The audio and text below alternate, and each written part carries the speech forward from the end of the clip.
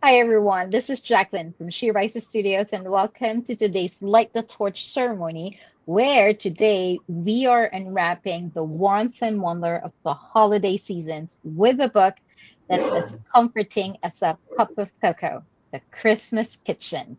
This heartwarming anthology brings together festive recipes, cherished traditions, and nostalgic stories that remind us that holidays what holidays are truly about. It's about love, laughter, and connection around the table. So, whether you're baking cookies, passing down family recipes, or simply enjoying the glow of Christmas lights, the Christmas Kitchen invites you to savor the magic of the season in every bite and memory.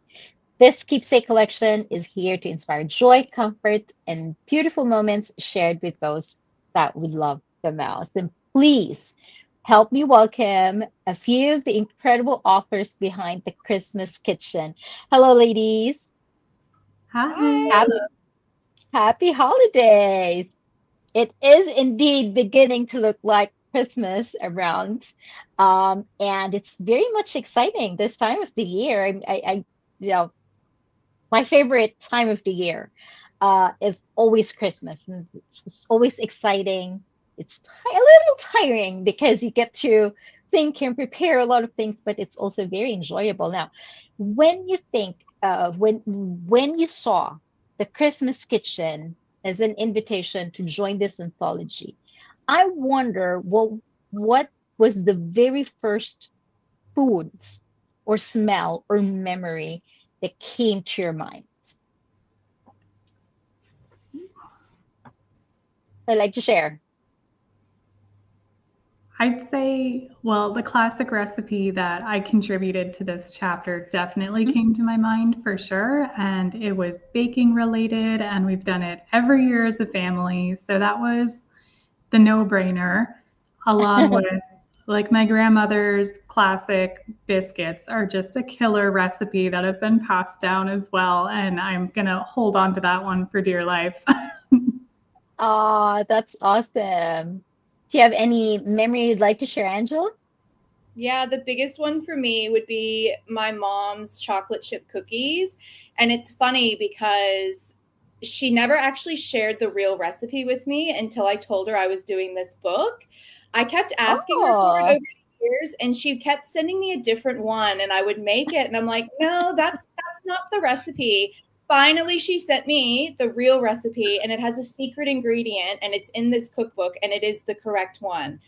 And those cookies take oh, me back to my childhood. So it's really special. It came out of one of those recipe subscriptions that you could get back in the day, from the church or whatever. And but yes. they are her chocolate chip cookies. That's wonderful. Debbie, do you have anything you'd like to share? Yeah, mine was my grandmother's cheesecake. She made the best cheesecake ever, and everybody always wanted the recipe, and she would never share it. And it wasn't until she passed that we got it, and it was, raveled up inside a book.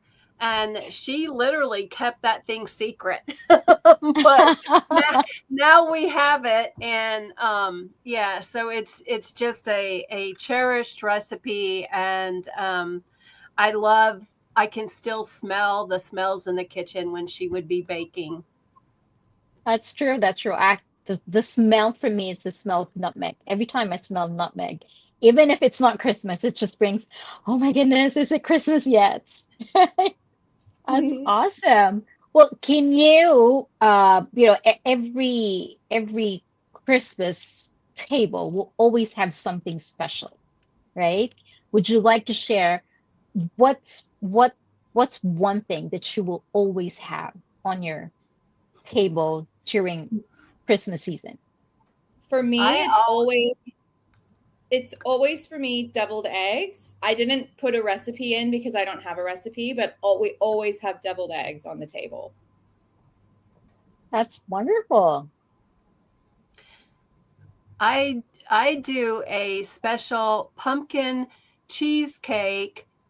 It's a pie, but it has chocolate chips and silvered almonds, and it's very creamy, and it's my husband's favorite. And so that is a have to. Like, it was funny. He actually mentioned it the other day, like, are you going to make the pie for Christmas? And so, yeah, but it's funny because he's not a dessert person normally, but he loves that pie. And it was just a special pie that I found, and it's really good. A must-have. Yes. Yes, Megan. What Yeah, was for yours? me, it's aside from the baking stuff, like what I put in the book was a chocolate peanut butter ball recipe, but that's not on the table for the spread right away. So, what I really have loved is, I've grown up with some people in my family do a from scratch stuffing recipe. Some do the classic boxed stovetop stuffing Mhm. recipe. And I've kind of shaken down somewhere in the middle where I do like an elevated one that's a little bit of both. And it gets jazzed up with like chopped spinach and chopped wild mushrooms that are cooked into it, and a little Parmesan cheese, and just like elevated stuffing is my favorite pretty much from like a health and wellness standpoint too, where it's like definitely more nutrients than classic, but still equally delicious. That's awesome. Now, I wonder though, when, you were growing up, did you get to help in the kitchen at all? Was that the point where I really wanted to cook? I wanted to start, you know, being part of Christmas dinner. And if so, what was your role? Or were you just the one, the official taster? I was always in the kitchen helping because I was the oldest out of seven. Mm. And so I was the one who was grabbing the ingredients. I would help stir. It's like, so I was always a part, and I loved cooking from a young age. And my father was a great cook as well. So it was fun. Yeah, I was Yeah. always in the kitchen as well. When I was really young, we were just the dishwashing team. I'm the youngest of six. And then when I hit maybe the age of 9, 10, I started learning how to chop. And then I became, sous chef. And then by the time I was a teenager, I was able to actually help cook things. So yeah, all the women in my family cook, and I was right there with them. That's wonderful. Yeah, pretty much the same. And I was an only child with a single mom growing up. So she was a fantastic cook, incredibly resourceful. We knew how to stretch our meals and make them delicious. So I was in there pretty early, hands on. Very early on was definitely the roles of like the stirrer and the get things from the fridge, put things back in the fridge kind of person. But I'd say by like preteens to early teens, like I could take over meals for sure and they wouldn't suck. That's awesome. That's one. And I think, that's where uh, people that they exposed to in the kitchen, even if you're helping just a little bit, it actually opens up opportunities for you to want to always be in the kitchen later on. And that's such an awesome experience, especially if you're around family. Now, in your view, what makes Christmas meals so emotionally powerful?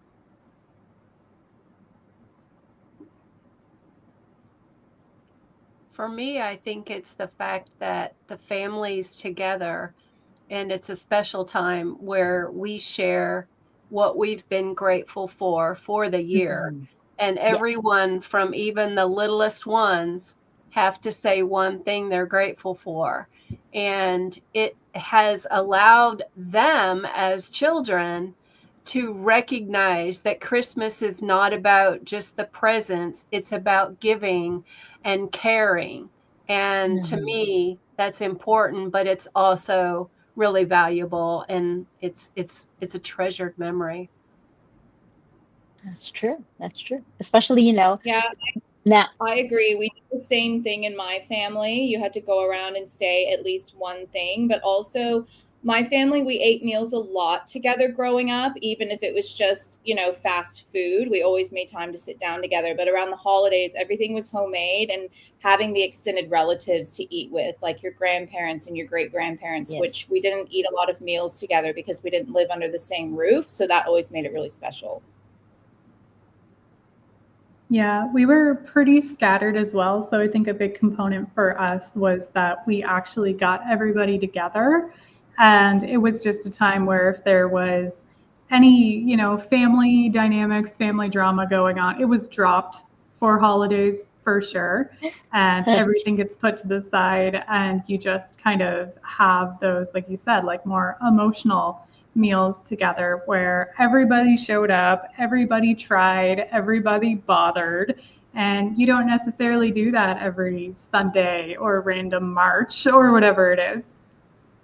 And especially nowadays where we live in such a fast-paced environment, everybody is always on the go. It's nice to take one day out of the entire year to just sit down, enjoy each other's company, and as you said, try and make an effort to be there, to be present and with surrounded with the people that you really love. Now, are you thinking at of creating a new tradition or continuing an older tradition? And if so, what would that be? I'm definitely creating new traditions. I haven't lived in the US for the past 15 years. I live in Australia and our seasons are opposite. So it's summertime over here. And that definitely impacts the types of food that you put on the table. We Yes. don't have turkey and stuffing. We have more like summertime foods, a lot of fruit, a lot of fresh things. I've got Asian lettuce wraps, which is one of my recipes, and that's an all-time favorite. And also being away from family, you get to have, I guess, your chosen family with you, your friend group, being away from family. So, and also always going to the beach. That's true. That's nice. Christmas on the beach. That's awesome. It is. And also in Australia, Santa wears beach clothes. So when you see Santa here, he's in the swim shorts and he's got his shirt off because it's summer. So you don't think about these little things. We don't have a lot of decorations with snow because it doesn't snow here when it's Christmas. It's wonderful. I can actually imagine Santa in the tropical environment, tropical, not in his coat, not in his red coat, but probably in a red swimming suit.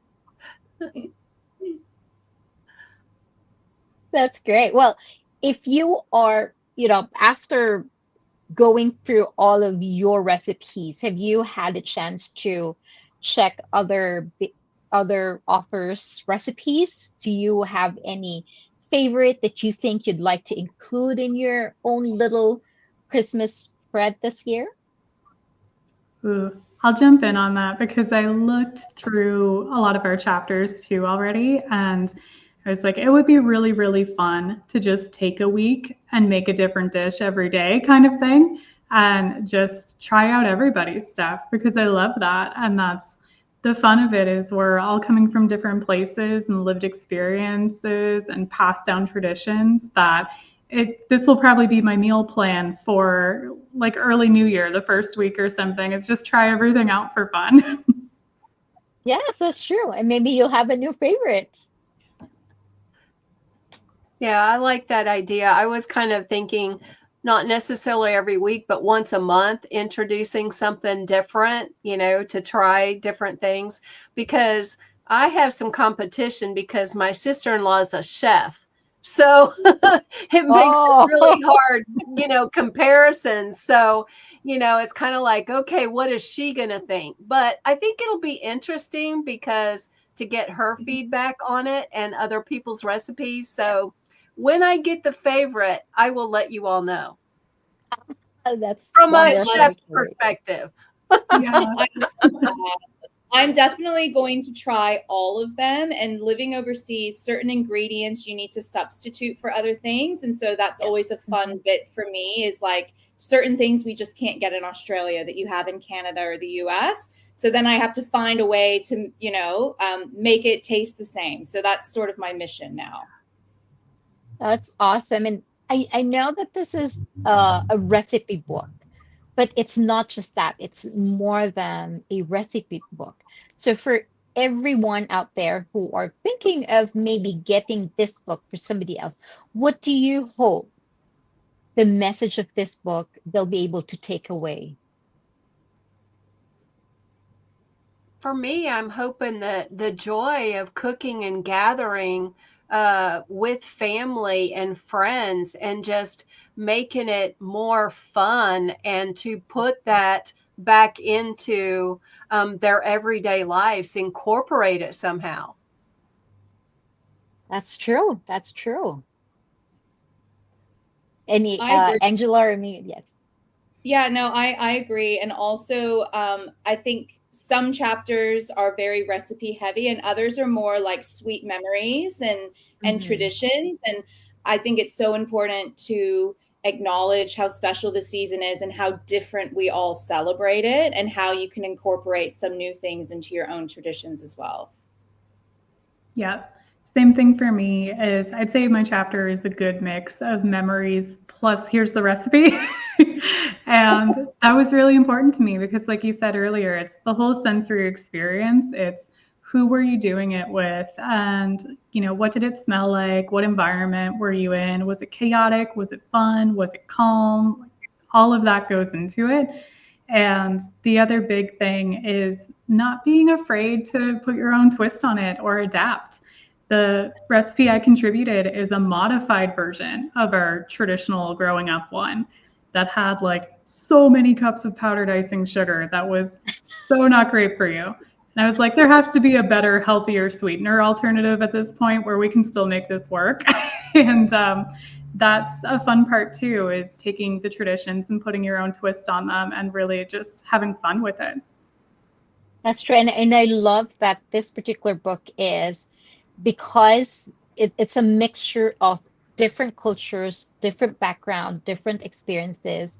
So you get to take not just one specific tradition or culture, but you get an entire array of, different recipes, different experiences from all other different authors. Well, thank you so much for joining me today. This particular book is really an awesome, awesome book, perfect for the holiday season. It truly is a celebration of joy, tradition, and togetherness. So, for everyone out there, the Christmas Kitchen book is now available on Amazon. Grab a copy, gift it to someone. This book is a beautiful, beautiful gift for the holidays. You might want to get them early so you can start reading through them, browsing through them, and maybe you'll have a new favorite around your Christmas table soon. Well, thank you so much again. Thank you, Angela. Thank you, Debbie, and thank you, Megan. I hope to, see you again next round. We will have another conversation, and we'll talk about more of your recipes later on. Well, thank you so much. Happy holidays, everyone. Thank you. Thanks. Happy holidays. You Happy holidays.